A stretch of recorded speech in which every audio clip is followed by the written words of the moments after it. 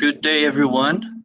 Uh, Welcome to our controller webinar. And my name is Fernando. I am a mining engineer here in Data Mine Africa.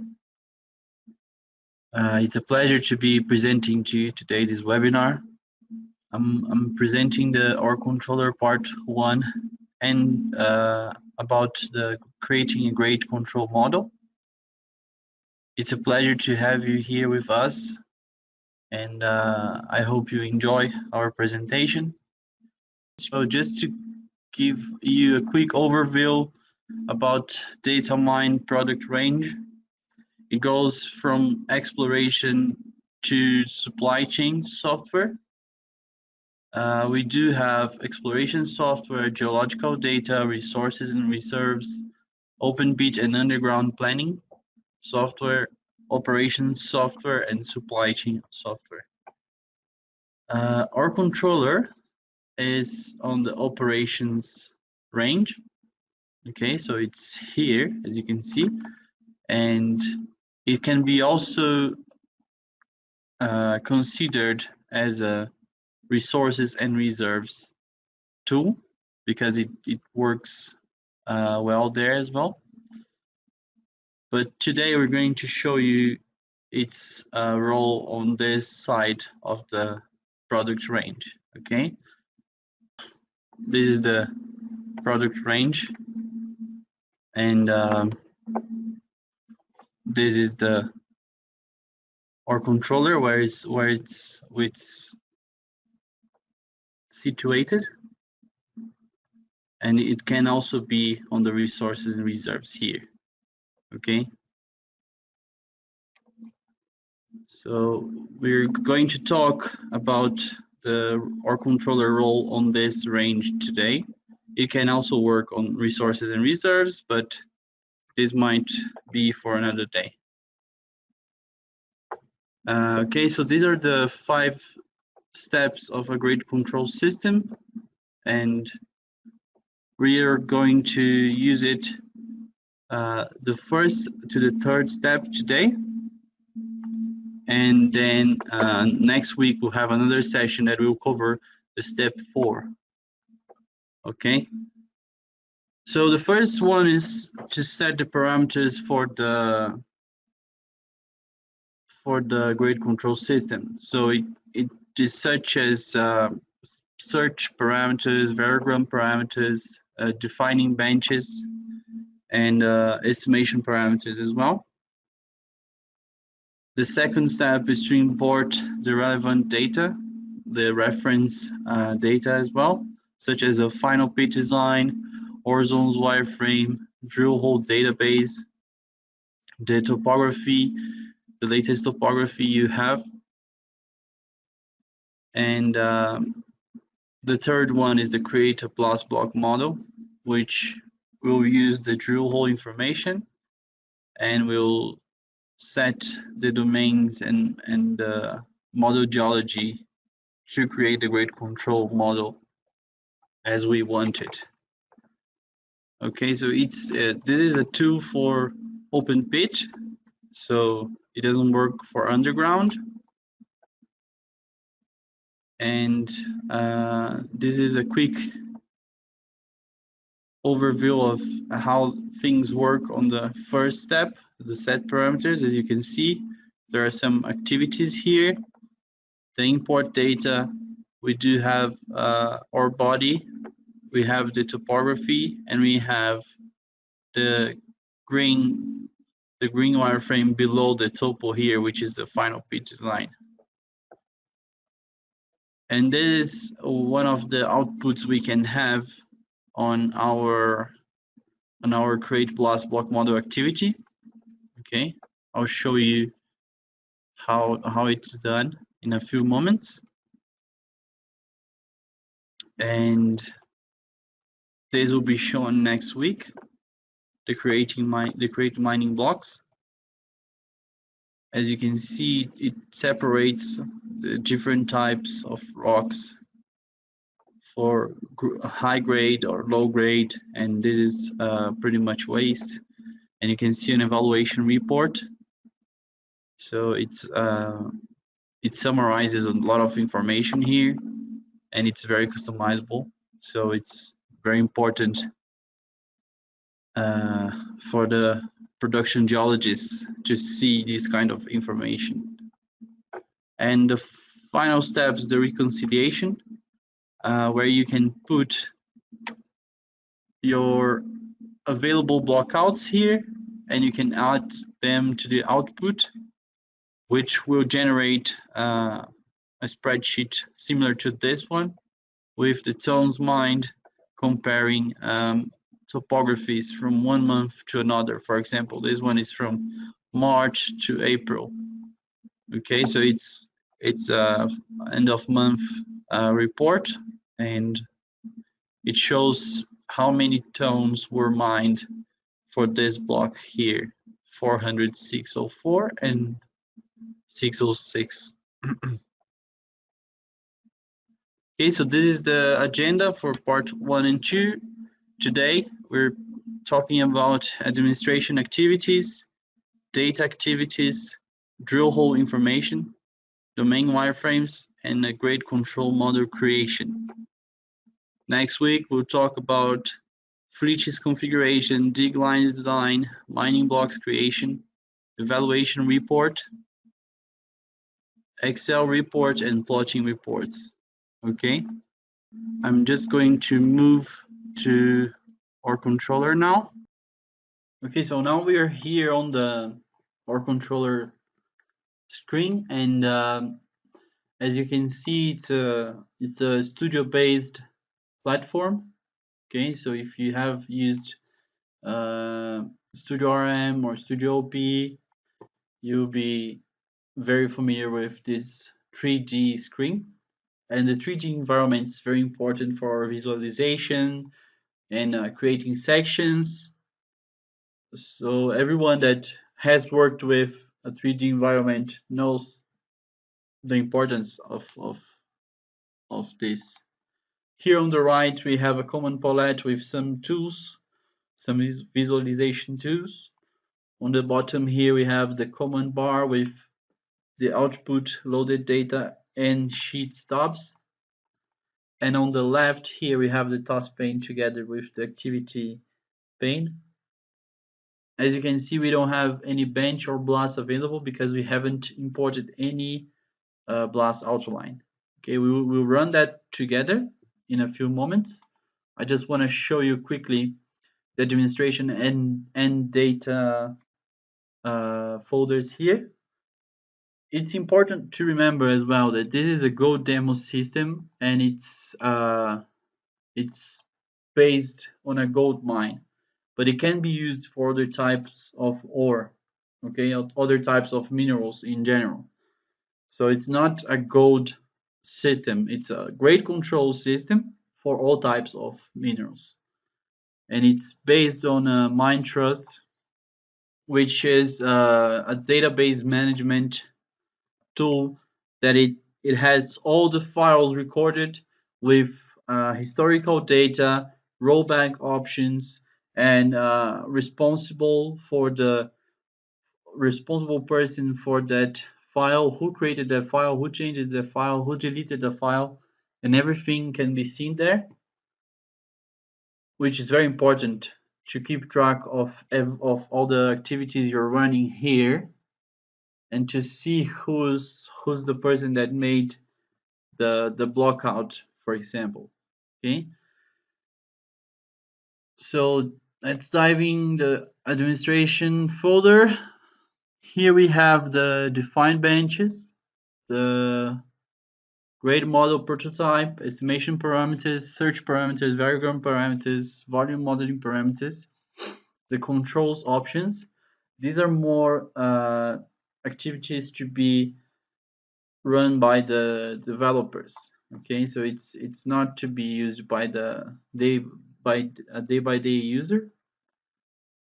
And we're gonna show you now the define benches activity quickly, which is a data mine table with a label, toll, and crest for the bench, as well as the limits on the X and Y coordinates. Okay, so it has the blast outlines need to be on this on these limits here. If it's outside, it won't be uh, counted as a blast outline, a valid blast outline. Let me just stop here. I don't need to make any changes. I'm gonna show you quickly how the variogram parameters work. It's a very similar way to the define benches, but it's a little bit more complicated, as the geologists know, right? Uh, so we do have the rotation angles and the rotation axis, nugget variance, the structures, the type of the variogram for the structure. So all of this can be set up together with the geology team of our clients. And it's important to remember that it's a very customizable tool. Our controller is up to the client's necessity. It's not a predefined out of shelf tool. Okay, it's made for a specific process with specific parameters and a specific output. As long as the client is happy, we are happy to do it. Okay, so I'm not gonna make any changes here. I'm just gonna go back to show you quickly about the data activities. Let's start with the first one, the import blast outlines. And here, as you can see, I have some test outlines on this folder, 12 to be precise, and they are all data mine files. Okay, so they are string files, and there is a process here that I will run, and it will name the strings according to the bench and the number of the blast and the blast suffix here. Okay, so here on the southern port, you can see the strings,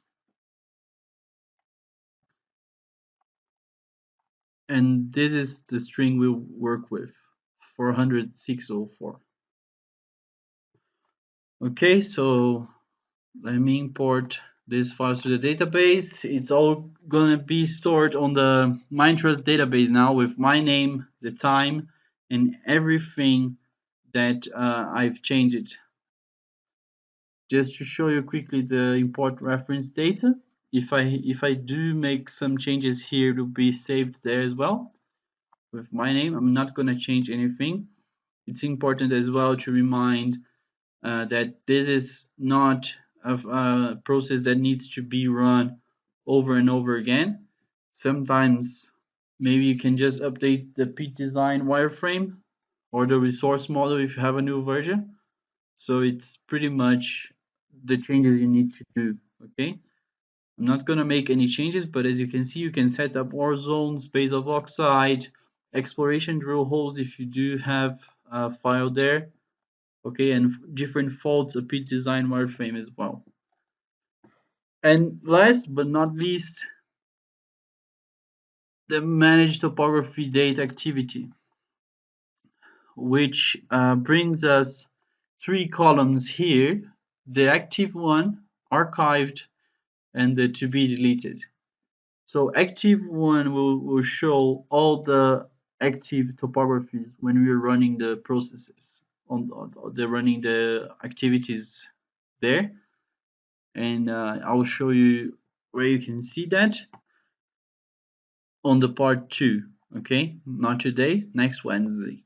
So this will be the active ones, the archived topographies, the topographies that you don't use anymore but you want to keep them saved, and the to be deleted, it's files that will be deleted if you move them into this column.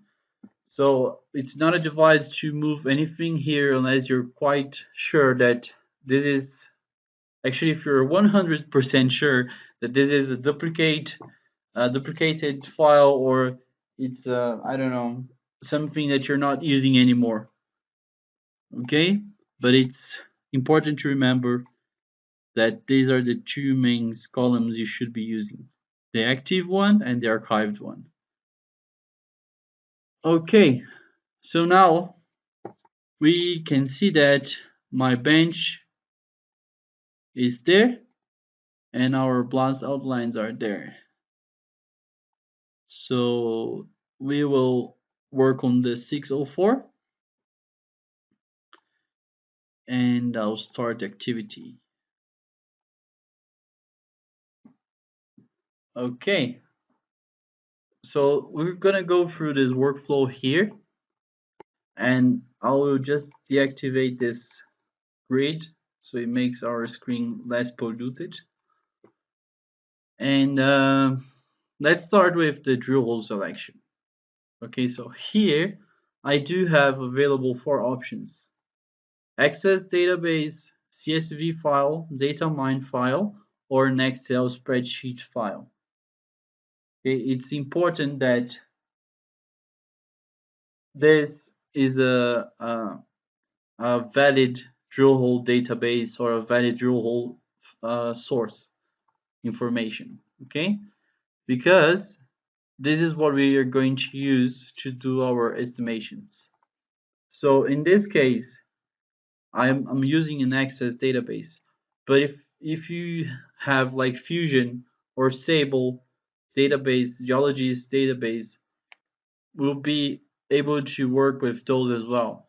Okay, so it's very important that we can adapt ourselves to work with your databases if you do already have one. Okay, then after I'm going to draw some boundaries, domain boundaries, and create the outlines for the domains, name them, create the model, and show the samples. So let's start with getting the drill holes.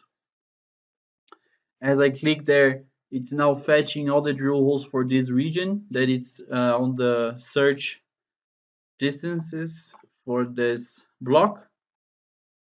Okay, so you can see here that our block is there and these are the drill holes we have available. We can show you the legend for the drill holes.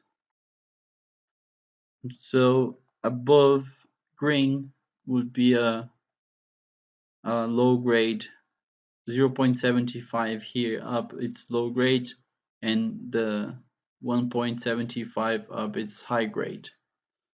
Okay, and the blue one is pretty bunch waste. So we're going to see that there's a vein here of gold, right? You can see by the red colored drill holes. So we're going to draw a small outline boundary for this ore and this block. Okay, here you can select the expansion distance. Let me close this, it's not useful anymore. So if you want to expand these outlines by 5 meters, you can do that. So this is a 5-meter expansion, and now it's split into 3 different boundaries. Okay, this is a feature that can be hard coded. Okay, so the domain can be hard coded. So you will have a wireframe that says this is our zone, and whatever is outside the ore zone is waste. And you can set up different azimuths and jigs projections for them, as well as the estimation parameters, the variogram parameters, or the search parameters. Okay, and this is optional, so you don't need to do this every time. You can just hard code the domain wireframe on the system and it will be available every time. You don't need to draw the strings and cut the outline. Okay, this is the important to mention because it's the domain structural direction for the azimuth and dip projections depending on the trend and the structure of the ore body. So it will vary for each and every type of ore or rock that you have under your mine. Let's call the middle one domain A, and we will create a block for that. And the other two will be domain B. Okay, and we'll create the blocks. There you go. As you can see, it's a little bit higher than it's supposed to, but this is just to be 100% sure. After our system will cut these blocks with the topography and the pit design. So the topography will cut the upper surface, and the pit design will cut the lower surface. Okay. So now it's important to show as well that all these drill holes will be used for the estimation. Okay, so we're not just using the inside of the outline, we're using this as well if needed. Of course, it depends on the block and depends on the search distance, but it's not limited to this outline, okay, the green one. So let me just deactivate the drill holes. We don't need to see them now anymore, because now we're going to do the model, the grade control model. So when you click on the grade control model, it will create a wireframe, a solid. It will fill with blocks, okay, just like an empty block model, and it will grab the information from the drill holes to do the estimation and getting the neighbors, using kriging, using nearest neighbor, whatever the client wants. As I said, it's a very customizable tool. It's not hard coded. We can change if you want to. And now it will be predefined and optimized to this outline here, the green outline. So this is the result. And now that we already have defined everything here, if you want to rerun this, you don't need to come here and redo all these steps. Okay, all you need to do is get the drill holes just in case you have new information, and just create the model again, because the strings will be saved on this activity. Okay, you can also delete them. As you can see here, you have an option to delete the domains and everything, so you can rerun the process. Okay, so this is the final block model, the grade control model. And if we interrogate these blocks, on the bottom there, you'll be able to see the material and the ID for this blast, which is OC40604. And the GCAU is the grade control gold grade. Okay, so as you change the blocks, here is waste. As you can see, it's 0.55, and here is 0.28, and we have different types of rocks here. So let me show you the legend. We have the non-acid forming rock. We have a low-grade oxide, high-grade oxide. You have the potentially forming, acid forming, sorry, the high-grade fresh and the low-grade fresh types of rock. Okay, why is that important? It changes on the density, it changes the hardness of the rock. Okay, so it's important to see these different types of rocks. And which can be said as well as a weathered rock, a transitional rock, and a fresh rock. Okay, with different grades, of course. So you can see that the vein is pretty much here, and now what we're gonna do is we're gonna see some samples for different blocks here. So let's grab one in the middle there. So this is the ellipsoid that defines all the samples used for this small block that was estimated there. As you can see, we do have 4 fields here, which is the grade of the drill hole, the weight, the actual distance, and the transformed distance. Okay, this is valid for all these drill holes. Let me deactivate the block model so you can see it better. All right, as you can see, you have some high grade and some low grade drill holes here. And if we select a different block, you see that it has a different ellipsoid. Okay, this happens due to the dynamic anisotropy tool that we have for the estimations. So it has a different dip, a different direction, a different size, different distance on the axis. Okay, this is thinner than this one, and this is shorter than this one, and it has the same 4 fields for the drill holes: grade, weight, actual distance, and transformed distance. Okay, so this is very important for you to take a look and see that it's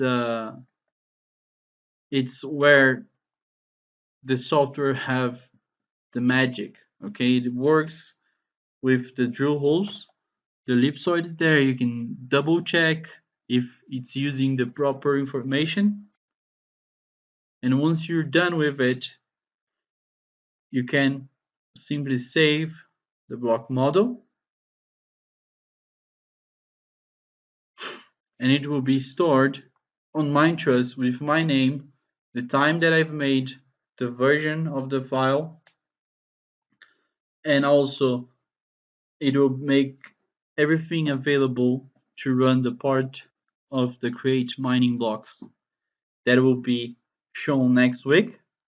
And I'll give you more detail now of what's happening when we run this activity.